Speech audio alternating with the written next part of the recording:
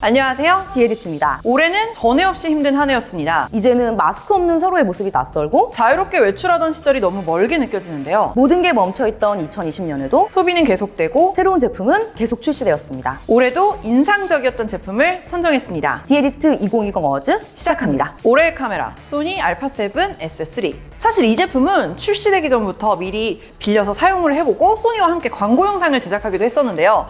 진짜 오랫동안 기다렸던 모델이라서 리뷰를 하면서도 너무 설레고 재밌었어요. 참고로 올해의 카메라로 선정할 때는 전혀 자본주의가 작용하지 않았음을 알려드립니다. 진짜 그냥 완전 좋아. 길게 설명할 필요가 없어요. 디에디트 메인 카메라를 소니 알파7 S3로 바꾼 후부터 화질이 너무 좋아졌다고 카메라 바꾸셨냐는 댓글이 자꾸 달리는 거예요.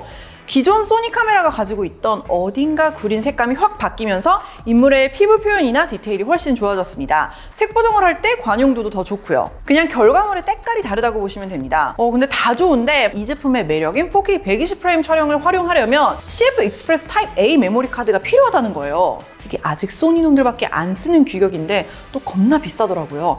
160기가에 거의 50만 원이라는 거예요. 샀습니다. 그리고 이번엔 전용 리더가 필요하대요. 16만 원이래. 샀습니다. 이 값비싼 화질 즐겨주세요. 올해의 광고 벨벳. 우리 아빠는 내가 어떻게 돈을 버는지 이해를 못했거든?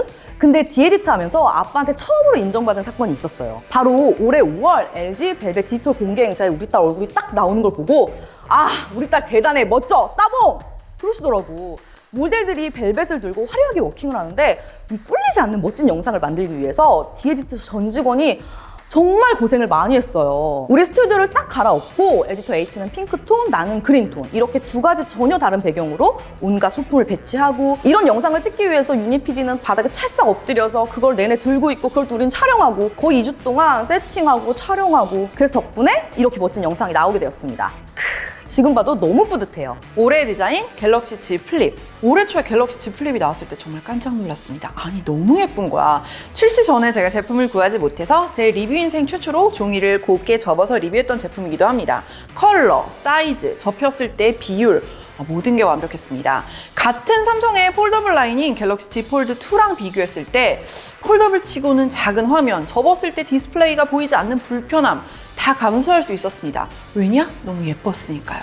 마치 컴팩트 파운데이션처럼 이렇게 정사각형으로 접히는 모양이나 깔끔하게 접히는 힌지 부분의 마감도 훌륭했습니다. 게다가 시기적절하게 레트로 열풍까지 더해져서 폴더형 폰에 대한 관심도 폭발했고요. 갤럭시 Z 플립이 나오면서 귀여운 키링이랑 스티커를 막 붙여가지고 커스텀하는 폰 꾸미기가 대유행하기도 했죠. 그리고 얼마 전에 에디터 B도 갤럭시 Z 플립을 구입했던데 아마 디자인 때문인 것 같아요. 아니요, 저는 갤럭시 Z 폴드 2 사고 싶었는데 너무 비싸서 그래서 이거 샀어요. 그랬구나. 그래. 올해의 살림템 아이프리 FX 200. 올해 산 것 중에 내가 가장 잘 샀다고 생각하는 게 바로 이 보풀 제거기예요. 겨울이면 니트나 코트를 많이 입는데 비싼지 싼지는 중요하지 않아요. 겨울옷은 무조건 보풀이 생기거든요. 근데 이 보풀 제거기가 한 번만 지나가면 마법처럼 보풀이 사라지고 새 옷으로 변신합니다. 여러분, 보풀 제거기는 절대 아무거나 사면 안 되고요. 이 아이프리 FX 시리즈로 꼭꼭 사셔야 돼요. 이게 세탁소에서 많이 쓰는 일명 업소용 제품이거든요. 건전지가 아니라 코드를 연결해서 쓰는 거라 힘이 아주 세고요. 코드 길이도 2m가 넘어요. 그리고 여기 보풀이 모이는 먼지통 용량이 굉장히 넉넉해서 한 번에 여러 옷을 관리할 수 있는 것도 장점입니다. 가격은 39,000원 정도 하는데 솔직히 비싼 캐시미어 니트 같은 거 사는 것보다 이거 사는 게 뽕 뽑는 길이라니까. 잘 산 보풀 제거기 10리터 안 부럽다. 올해의 인기템 아이폰 12 미니. 아이폰 12 미니는 올해 하반기에 출시되는 스마트폰 중에서 가장 많은 관심을 받았습니다. 여태까지는 애플이 출시됐던 작은 사이즈의 아이폰은 아이폰 SE나 아이폰 SE 2세대처럼 구형 폼팩터를 재활용해서 일부 스펙이 조금 떨어지는 저가형 모델이었잖아요. 근데 여러분, 작은 폰을 쓰고 싶어하는 소비자들이 꼭 저가형 모델을 원한다는 뜻은 아니거든요. 이번 아이폰 12 미니는 손에 쏙 잡히는 사이즈이면서도 스펙은 아이폰 12와 동일하게 최신형 칩셋과 카메라를 탑재했습니다. 화면은 5.4인치지만 고작 133g으로 4.7인치로 출시됐던 아이폰 SE 2세대랑 크기랑 무게를 비교했을 때도 훨씬 가벼웠고요. 나 때는 말이야 막 스티브 잡스가 말이야 한 손에 쏙 이래야 아이폰이지 막 하고 한 손 조작을 그리워했던 분들에게는 정말 최고의 제품이었죠. 물론 관심이 많은 만큼 디스플레이 관련해서 이슈도 많았습니다. 지금은 소프트웨어로 개선되긴 했지만 강화 요리를 씌우면 터치가 제대로 인식이 되지 않는 문제도 있었고요. 사이즈가 작은 만큼 배터리도 아쉬웠습니다. 그럼에도 불구하고 그리고 미니를 원하는 사람은 미니가 아니면 안 된다고 할 만큼 올해 가장 핫한 제품이었던 거는 분명해 보입니다. 내년에는 작고 배터리 오래가고 카메라가 3개 달린 아이폰 미니가 나오기를 기대해 봅니다. 올해의 빗자루 다이슨 옴니글라이드. 솔직히 다이슨 청소기 좋죠. 힘세고 오래가고. 좋은 거 누가 몰라요? 근데 그런 다이슨에게도 치명적인 단점이 있었어요. 비싸고 사용하는 내내 잡고 있어야 하는 홀드앤건 방식 때문에 조금 오래 돌리면 검지손가락이 너무 아프고. 그런데 올해 9월에 출시된 다이슨 옴니글라이드는 우리가 가지고 있던 불만을 모두 들어준 끝판왕 같은 제품이에요. 일단 54만 9천 원이란 가격부터 너무 아름답고요. 다이슨 옹이 작년 크리스마스에 빗자루로 이렇게 청소를 하다가 우리에겐 이런 청소기가 필요해 라고 말아서 탄생한 게 바로 요거거든요. 그래서 그런지 손잡이가 정말 빗자루처럼 생겼어요. 다이슨의 첫 번째 버튼식 무선 청소기이기도 하고요. 헤드 부분이 앞, 뒤, 옆 360도로 자유자재로 휘어지기 때문에 테이블 다리나 침대 밑 그리고 모서리 구석구석 사각지대 없이 청소가 가능합니다. 제가 집에 써봤는데 우리 집 방바닥을 무슨 자기부상 열차처럼 요리조리 미끄러지더라고. 가격뿐만 아니라 크기와 무게까지 다이어트를 확실하게 해서 혼자 사는 저 같은 사람에겐 딱 좋은 그런 제품이었습니다. 올해의 브랜드 테슬라. 2020년에 테슬라만큼 흥미로운 성장세를 보여준 브랜드는 없는 것 같습니다. 테슬라를 애플에 비유하는 사람들이 많은데요. 실제로 이 회사는 자동차를 스마트폰 같은 디바이스로 정의합니다. 하드웨어만 파는 게 아니라 소프트웨어의 가치도 높게 책정해서 따로 판매하죠. 실제로 차를 사더라도 자율주행 옵션은 추가 금액을 내야 하는데요. 계속해서 가격을 올리고 있어요. 얼마 전에도 $2,000를 인상해서 이제는 $10,000를 내야 돼요. 차만 파고 끝나는 게 아니라 계속해서 부가가치가 발생한다는 거죠. 올 한 해 테슬라의 기업 가치도 정말 거품이 아닐까 싶을 만큼 살벌하게 올라갔습니다. 영상을 찍고 있는 2020년 12월 초를 기준으로 시가총액 6천억 달러를 넘어버렸다고 하네요. 국내에서도 테슬라 모델 3가 1만 대 이상 판매되었을 정도라고 하는데요. 제 주변에도 정말 많은 분들이 테슬라를 구입했는데 다들 차를 타보더니 이렇게 말하더라고요. 내가 이 차 살 돈으로 테슬라 주식을 샀어야 되는데. 올해의 당근마켓. 제가 올해 앱을 꼽으면서 정말 고민을 많이 했어요. 근데 아무래도 올해 앱은 바로 이것인 것 같습니다. 앱 다운로드 수 2천만 건, 2020년 거래액 1조 원, 쇼핑의 전체 순위에서 11번가 위메프 같은 쟁쟁한 강자들을 젖히고 2위를 차지한 것도 의미 있죠? 근데 이런 숫자를 굳이 막 줄줄 읊지 않아도 내 주변 사람들 중에 요즘 당근마켓을 안 하는 사람들을 찾아볼 수가 없더라고요. 저도 심심하면 당근마켓 앱 열어서 요즘 우리 동네에 뭐가 팔리고 있나 종종 보고 그러거든요. 올해 4월에 디에디트 라이프 채널에서 에디터 B랑 에디터 H랑 집에 쌓여있는 물건을 누가 당근에 더 잘 파나 대결하는 영상을 찍었는데요. 정말 난리도 아니었어요. 사실 중고 거래하면 중고나라가 있잖아요. 근데 어떻게 당근마켓은 이렇게까지 성공할 수 있었을까요?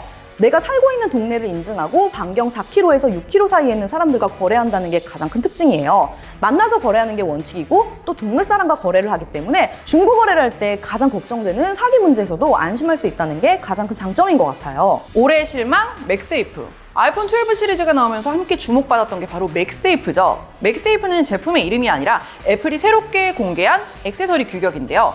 동그란 형태의 자석 호일을 이용해서 아이폰과 액세서리에 탈부착을 더 쉽게 만들어주는 거죠. 맥세이프 충전기, 케이스, 카드 지갑 이런 것들이 만만치 않은 가격에 출시가 되었는데요. 이렇게 딱 갖다 대면 정확한 위치에 붙는다는 게 물론 편하긴 합니다. 하지만 맥세이프 충전기는 발열이 제어되지 않은 환경에서는 기대만큼의 충전 속도가 나오지 않았고요. 맥세이프 케이스는 사용하다 보니까 아이폰 뒷면에 자꾸 희미하게 동그란 자석 코일 모양의 떼탄 자국이 생기더라고요.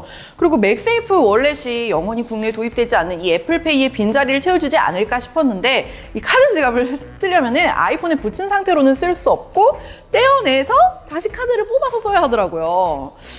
예쁘기는 한데 나도 그냥 이렇게 핸드폰을 갖다 대고 싶어요.